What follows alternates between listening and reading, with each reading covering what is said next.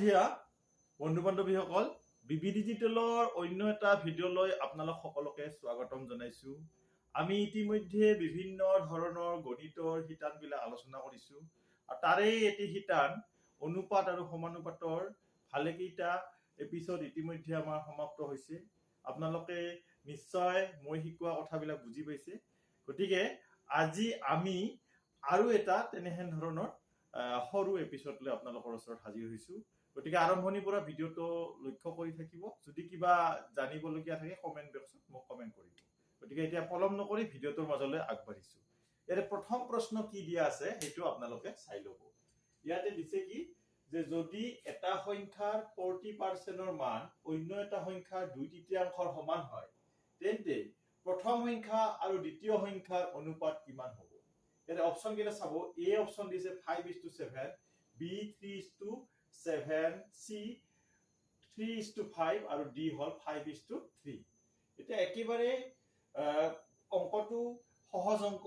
এনেহেন ধৰণৰ সহজ অংকবিলাক আমি কেনেধৰণে কৰিব লাগে সেই বিষয়ে এতিয়া আমি ইয়াত আলোচনা কৰিম। গতিকে এই অংকটোৰ ক্ষেত্ৰত আমি প্ৰথমতে কি কৰিব লাগিব সেইটো অলপমান চিন্তা কৰিবলগীয়া কথা আছে। ইয়াতে দুটা সংখ্যাৰ কথা কৈছে আৰু এই সংখ্যা দুটাৰ অনুপাত উলিয়াব দিছে আৰু এটা চৰ্তৰ সহায়ত সেইটো উলিয়াব দিছে। গতিকে এইখিনি হল কথা। ইয়াতে সংখ্যা দুটা এটা আনটোৰ ওপৰত নিৰ্ভৰ কৰি আছে সেই কথাটো আমি প্ৰথম বাক্যটোৰ পৰা গম পাইছো। কেনেকে যে যদি এটা সংখ্যাৰ 40% মান অন্য এটা সংখ্যাৰ 2/3 সমান হয় তেন্তে প্ৰথম সংখ্যা আৰু দ্বিতীয় সংখ্যাৰ অনুপাত কিমান হ'ব? খুবেই সহজ। ইটো কেনেকে কৰিম আমি? ইয়াতে যেহেতু প্ৰথম সংখ্যা দ্বিতীয় সংখ্যা বুলি আমাৰ উল্লেখ কৰিছে গতিকে আমি ইয়াতে ধৰি ল'ব পাৰো যে ধৰা হল প্ৰথম সংখ্যা আমি কি ধৰিলো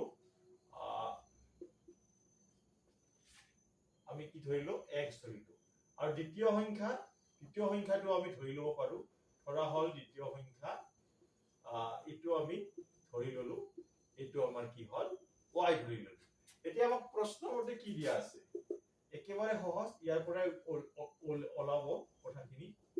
প্ৰশ্নমতে কি দিয়া আছে? এটা সংখ্যাৰ 40% মানে প্ৰথম সংখ্যাটোৰ 40%, x ৰ 40%। x ৰ 40% টো কাৰ সমান বুলি কৈছে? দ্বিতীয় সংখ্যা অৰ্থাৎ y ৰ 2/3 সমান। y 2/3 হলে কেনেকুৱা হ'ব? নিশ্চয় 3/2 হ'ব। y 2/3 কি বুজায়? নিশ্চয় y 3/2 বুজায়। গতিকে এইটোই হল চৰ্ত। এই চৰ্তটো এতিয়া আমি যদি সিম্পলিফাই কৰো তেতিয়া আমি অতি সহজে ইয়াৰ কি পাব পাৰো? ভ্যালুটো পাই যাম, ইহৰ অনুপাতটো পাই যাম। ইটো আমি এনেকুৱা কৰিব পাৰো, ইটো এনেকুৱা হৈ আছে। এইখিনি কি হ'ব? এতিয়া সিম্পলিফাই কৰিম। এইটো 4 দি 2 দি বাৰ যায় 2 বাৰ 2 দি 5 বাৰ যায় ওপৰত হল 2x + 5 ওপৰত 2x হল তলত 5 হল আৰু ইটো কি হ'ব? 2y/3 হ'ব।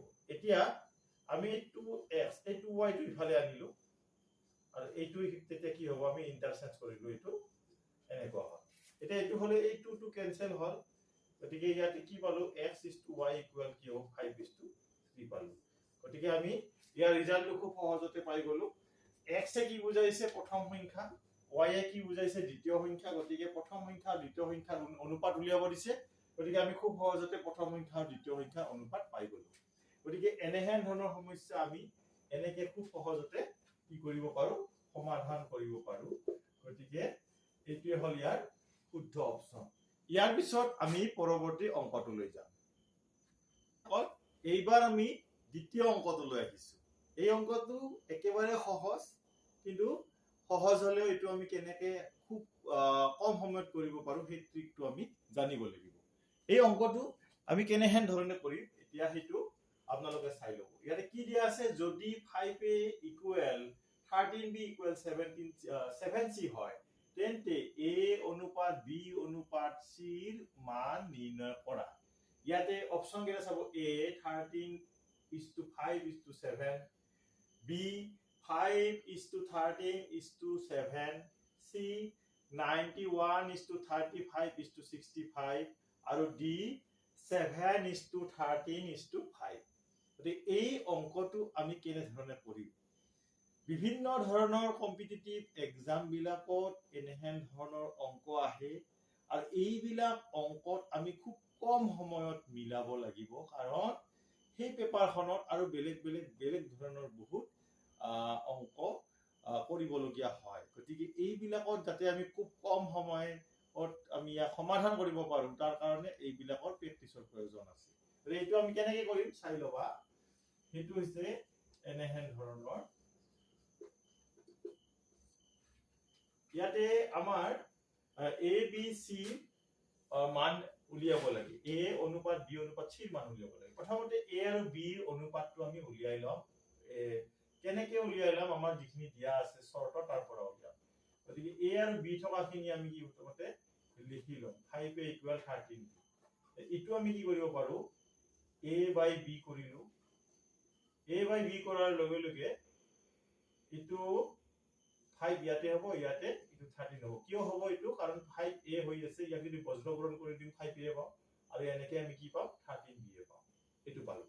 তাৰ পিছত এতিয়া আমি b আৰু c টো সেপাৰেটলি উলিয়াব চেষ্টা কৰিম। 13b 7c। এইটো আমি যেতিয়া অনুপাত উলিয়াম ইয়াত b by c, তেতিয়া কি হ'ব?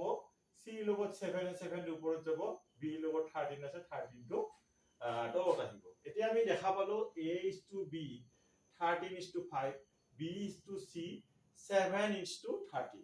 ইয়াতে আমি দেখা পালো b আমি দুটা বেলেগ মান দিছো। b এটা 5 দেখিলো, এটা কি দেখা পালো? আমি 7 দেখা পালো। ইয়াক আমি একে কৰিব পাৰো নেকি? এই বস্তুটো আমি এতিয়া চাব লাগিব। ইয়াক একে কৰাৰ এটা সহজ উপায় আছে। আমি এনেহেন ধৰণৰ অংক কৰিছো আগতে। ডাঙৰ সৰু উলিয়া অংকবিলাকত আমি এনেহেন ধৰণৰ অংক কৰিছো। এই ক্ষেত্ৰত কি কৰিব লাগে? ইয়াক আমি এনেকে সেপাৰেটলি লিখি ললো। এনেকে লিখি ললো। লিখি লোৱাৰ পিছত এতিয়া ইয়াৰ b ৰ মান কি আছে? ইয়াতে আছে 7। এই b ৰ মানটো দি গোটেই এই a by b ৰেচিঅটো পূৰণ কৰি দিম। পূৰণ কৰিলে কেনেকুৱা হ'ব? এনেকুৱা হ'ব। তেতিয়া এইটো 91 হ'ব, এইটো 35 হ'ব। ঠিক সেইদৰে এইবাৰ b by c এই ৰেচিঅটো কিহেৰে পূৰণ কৰিম? a by b থকা b ৰ মানেৰে। b কি আছে? 5 আছে, 5 এৰে পূৰণ কৰিম। এইটো কৰাৰ লগে লগে কি হ'ব? এইটো আমি গম পাম। এইটো কৰাৰ লগে লগে আমি কি পালো? এইটো 35 হ'ল, আৰু এইটো হ'ব 65। দেখা পালো আমি ইয়াতে 35 পালো, ইয়াতো প্ৰথম ৰেচিঅটো 35 পালো b ৰ মান, আৰু দ্বিতীয় ৰেচিঅটো b ৰ মান 35 পালো। গতিকে একে পালো।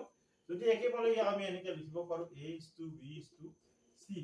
a কি পালো আমি? 91 যেহেতু 35 একে হৈছে, গতিকে 35 লিখিম। আৰু c ৰ মানটো কি হ'ব? 65। মুঠতে এটা কথা হৈছে কি, b মানটো এটা হ'ব লাগিব। গতিকে b ৰ মান আমি কি 35 পালো। গতিকে এনেহেনকে আমি কি কৰিব পাৰো? a অনুপাত b অনুপাত c কি অনুপাতটো মানটো উলিয়াব পাৰো। যেটো কি হৈছে 91:35:65। গতিকে আমি দেখিলো ইয়াতে c নম্বৰ অপচনত এইটো আছে, গতিকে এইটো ইয়াৰ শুদ্ধ অপচন।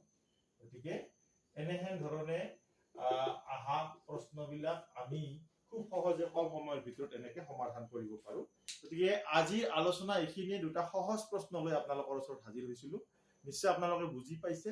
গতিকে বিভিন্ন ধৰণৰ কম্পিটিটিভ এক্সাম বিলাকৰ কাৰণে আপোনালোকে যেতিয়া প্ৰিপাৰেচন কৰিব, তেতিয়া এনেহেন ধৰণে আপোনালোকে খুব সহজে বুজি পোৱাকৈ অংকবিলাক প্ৰব্লেমবিলাক সলভ কৰাৰ কাৰণে চেষ্টা কৰিলে নিশ্চয় সাৰ্থক হ'ব। গতিকে এইখিনিয়ে আজিলৈ ইমানতে এৰিব বিচাৰিছো। পৰৱৰ্তী সময়ত আৰু নতুন কথা লৈ আপোনালোকৰ ওচৰত হাজিৰ হ'ম। গতিকে আজিলৈ ইমানতে এৰিছো। ধন্যবাদ। শুভৰাত্ৰি।